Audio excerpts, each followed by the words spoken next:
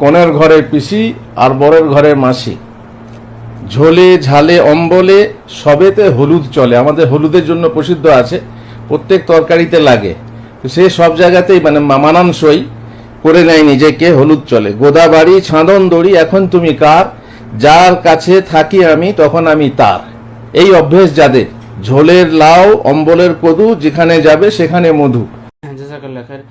শেখ আর এক ভাই প্রশ্ন করেছেন যে অনেক সালাফি ভাই আছেন যারা অনেক আলেমদেরকে গোল আলু বলে। গোল আলু বলার কারণ তাদের মতের বাইরে ফতোয়া দিয়ে দেয় তাই।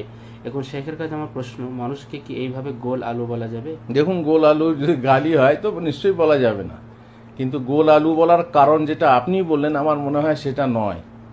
গোল আলু বলার কারণ সম্ভবত আমি যেটা বুঝেছি সেটা হচ্ছে যে কিছু কিছু আলেম আছে সব দলেই থাকে। কনের ঘরে পিসি আর বরের ঘরে মাসি, ঝোলে ঝালে অম্বলে সবেতে হলুদ চলে। আমাদের হলুদের জন্য প্রসিদ্ধ আছে, প্রত্যেক তরকারিতে লাগে। তো সে সব জায়গাতেই মানে মানানসই করে নেয় নিজেকে, হলুদ চলে। গোদাবাড়ি ছাঁদন দড়ি এখন তুমি কার, যার কাছে থাকি আমি তখন আমি তার।